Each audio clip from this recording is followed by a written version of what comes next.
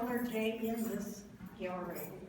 And thank Mary Baker for providing us with all this wonderful color. Now, Mary's is the center of our show. However, we have a sub thing called the Ocarinas. And my librarian, Anne is going to talk a little bit about that. Oswaldo Castillo, who made the Ocarinas, is not able to be here, so Anne is going to just say a few words, and then we'll come back. Okay, Anne. Maybe I'll grab one. This is just a little sidebar to the show. We were fantasizing about putting together this show around the idea of having some beautiful blooms and maybe some birds, hence the photography by Sister Nancy Bauer as well.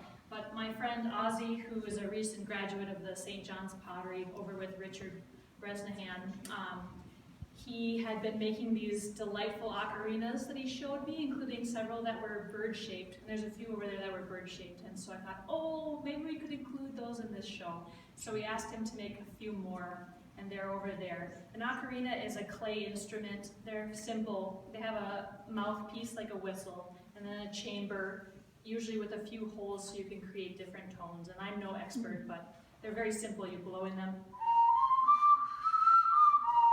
for different tones. They're a very old instrument. The oldest ones they've found are 12,000 years old or older. And they were very important to the Mayans and the Aztec people. And Ozzy traces his heritage to the Aztec people, so part of his investigation in these instruments is because of that. He's also happens to be an Aztec traditional dancer. So he's very involved in exploring his cultural roots. So are you going to do the dancing? No, I don't know the dancing. Ozzy's from Minneapolis, where he lives now. And you should check out his little ocarinas. They're very charming. Thank you, Anne. Anne's all dressed up because she's on her way to a choral concert that she's singing in. Okay, thank you. Here we have Mary. We went shopping around and looking for an artist for the spring show. And we went to Northrop King in Minneapolis, which is huge art area. And we walked in there and we saw Mary's work, and we had already viewed her work on the internet, and we fell in love with it. And we fell in love with Mary. Thank you. And it's just been a delight to have her here and to share her beautiful works and to find out how she comes about all this and what is her background. So Mary's going to tell us a little bit about that. Okay. I think I'll start by telling you how I actually got started painting. And the way that happened is I was working for Gabbard's, which is an interior design furniture firm, and I was spending a lot of time really making beautiful rooms for people, visiting people's homes, and all of a sudden this enormous desire came upon me to become an oil painter, and this was maybe 12 years ago. And so I wanted to paint, and I asked Gabbard's, well, what about if I went part-time, and then so that I'd have time to learn to paint, because you're working 8 hours a day, usually that's taking away all your energy, and you don't have a lot of time left for creativity, or maybe, little minor projects, but not something as large as learning how to make big oil paintings. And they said, no, we don't want to do that. And I said, okay, I think I'll just leave then. I'm quitting, open my own interior design firm. So I do that, and when I do that, I can I'm in charge of my own schedule, so it leaves me plenty of time to paint. And I didn't go to school to paint, to learn how to paint.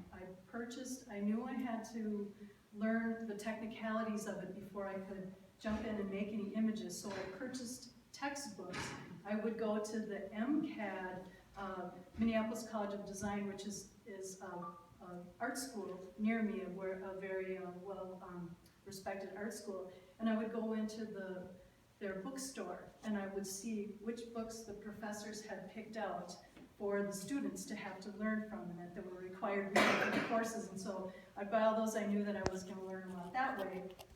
And so as soon as I got the basics down, I just jumped in, I started out studying Georgia O'Keeffe, who I love tremendously. I mean, you can see that, especially the pieces that I've brought here for this show, you can see a lot of influence from her, although mine are less abstracted and more three-dimensional and more crisp. You look closely at them, you can see that I love a straight line, and I have these great brushes and this technique of mixing the oil paints just so that even though the canvas is a woven material, I can get a straight line. And so anyway, the reason why I've chosen flowers as my subject matter is there's a few reasons. They just really speak to me of the love that the earth has for us and the expression of love that in the universe. I think that they are just, it's hard to explain exactly what I mean, but it's so much beauty in the world is concentrated in the flower, and it represents how each of us feels on the inside. I think that universal feeling that each of us has as a human is similar, the sacred portion of that is similar to what the feeling is that you get when you look at a flower. And so it's very, it's an emotional sort of a thing for me. And also the fact that you can put a flower down on a square canvas like this in such a way that it almost looks like a mandala, or like a labyrinth, walking a labyrinth for wholeness. Mandalas as in Jungian philosophy or psychology as a symbol for wholeness and a practice for when you're creating a piece of art. If it's circular in nature, it tends to bring balance and wholeness to the psyche, and it's really a very healing sort of a practice. And so I love that about it too. And so I spend a lot of time at the Minnesota Landscape Arboretum. I go for every season, the peonies, the tulips, you know, and everything's happening there. And I live near some great gardens in South Minneapolis. The Lake Harriet Rose Garden is beautiful, and a lot of really excellent gardeners. I'm not much of a gardener, believe it or not. I just like to go and look at everybody else's flowers.